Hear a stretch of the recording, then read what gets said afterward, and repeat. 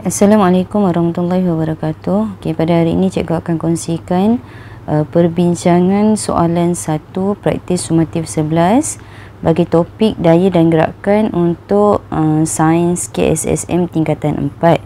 Cikgu sediakan video ini khusus untuk pelajar-pelajar kelas cikgu yang tidak sempat mengikuti ataupun bersama-sama dengan cikgu pada kelas Google Meet yang lalu. Kita teruskan kepada soalan. Soalan yang pertama, Azmi menunggang motosikal ke arah utara dengan jarak 24 km. So kalau kita lihat kat sini, kita dah ada rajah 1 untuk menggambarkan maksud soalan tersebut. Azmi menunggang motosikal ke arah utara dengan jarak 24 km. Kemudian ke arah barat untuk 12 km dan akhirnya ke arah selatan 12 km sebelum dia berhenti untuk berehat. So kita boleh lihat rajah 1. Perjalanan itu telah mengambil masa selama 2 jam. So soalan yang pertama 1A, berapakah jarak yang dilalui oleh Azmi? Yang kedua, berapakah sesaran yang dilalui oleh Azmi? Dan laju purata Azmi. So kita boleh tandakan maklumat-maklumat penting dalam soalan. So yang pertama maklumatnya adalah ke utara 24 km, kemudian ke arah barat 12 km dan akhirnya ke selatan dengan jarak 12 km sebelum dia berhenti, kemudian mengambil masa selama 2 jam. Ini adalah kata kunci dalam soalan. Kemudian kata kunci bagi soalan adalah yang pertama A, jarak, yang kedua sesaran, dan yang ketiga laju purata, dan yang terakhir hal laju purata bagi sesaran. So ini adalah kata kunci dalam soalan. Kata kunci dalam soalan. So kita pergi kepada bagaimana nak menyelesaikan soalan ini. Bagaimana nak menyelesaikan sini. Pertama-tamanya, sekiranya kita dapat soalan macam ni, lebih elok sekiranya pelajar dapat menggambarkan situasi yang diberi dalam bentuk huruf. Lukis semula, kemudian kita letakkan huruf. So contohnya, Azmi menunggang ke arah utara daripada satu permulaan iaitu A. Kemudian sejarak 24 km daripada A iaitu ke arah utara. Azmi tiba di B. Kemudian Azmi pergi ke arah barat untuk 12 km. So dia pergi ke C dengan jarak 12 km. So tulis sana 12 km. Kemudian daripada C dia pergi ke D dengan jarak 12 km. So gambar seperti ini lebih membantu pelajar untuk menyelesaikan masalah. So masa daripada time masa daripada A pergi ke D adalah selama 2 jam. So kita lihat soalan yang pertama, berapakah jarak? A jarak sama dengan berapa? Berapakah jarak? Pertamanya pelajar kena tahu apa dia maksud jarak. Maksud ataupun definisi jarak. Jarak ialah jumlah lintasan. Jumlah lintasan. So kita boleh terus selesaikan.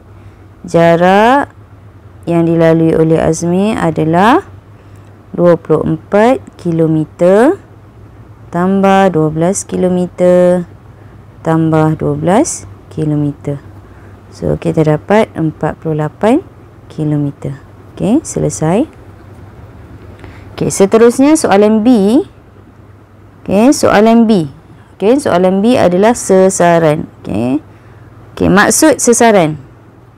Sesaran adalah jumlah lintasan terpendek.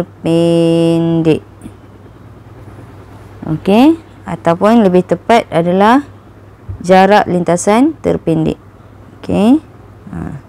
Jangan guna jumlah kat sini. Kita guna jarak. Jarak lintasan terpendek. So kalau kita lihat kat sini, jarak lintasan terpendek adalah daripada A. Daripada A, Azmi akan terus pergi D. So jarak sesaran dia adalah sesaran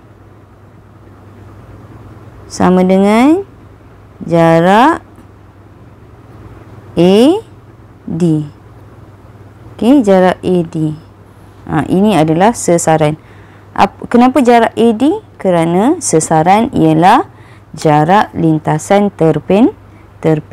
Jarak lintasan terpendek. So, kalau kita lihat di sini, jarak AD ni adalah hipotenus untuk satu segi 3. So, kita bawa pergi. Kita keluarkan segitiga ni. Dia membentuk satu segitiga. Sini. Ini kedudukan A dan ini kedudukan D. Katakan kita ada satu titik baru. Titik baru itu adalah E. Katakan ini adalah E. So, kita berdasarkan gambar, kita tahu jarak AE. So, AE adalah 24 tolak 12. 24 tolak 12. So, kita dapat jarak AA adalah 12 km. Kemudian jarak jarak DE bersamaan dengan jarak BC. Sini juga 12. So, untuk selesaikan AD, kita guna teorem Pythagoras.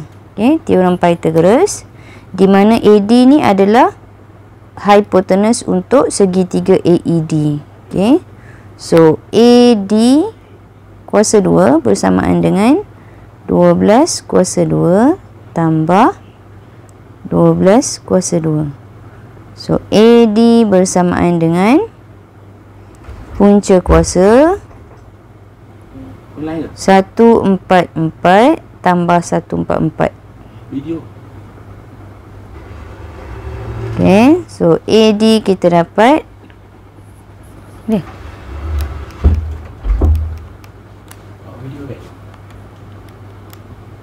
16.97 kilometer, atau kita bundarkan dia menjadi 17 kilometer. Selesai soalan 2.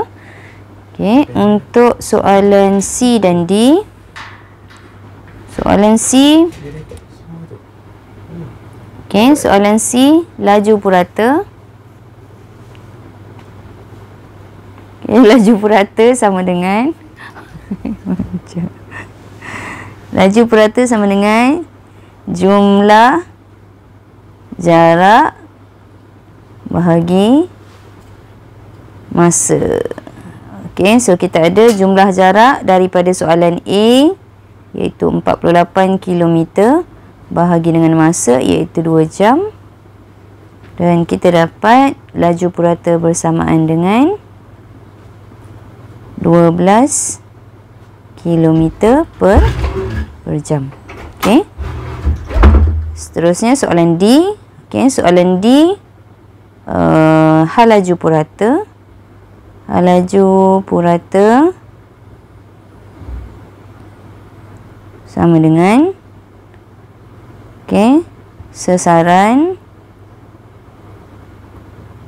bahagi masa. So, sesaran kita telah cari tadi melalui soalan B. 17 km bahagi dengan masa 2 jam. So kita dapat 8.5 km per jam. So selesai untuk soalan yang pertama. Semoga bermanfaat dan diharapkan penjelasan yang cikgu berikan ini mudah untuk kamu fahami. Assalamualaikum dan selamat sejahtera.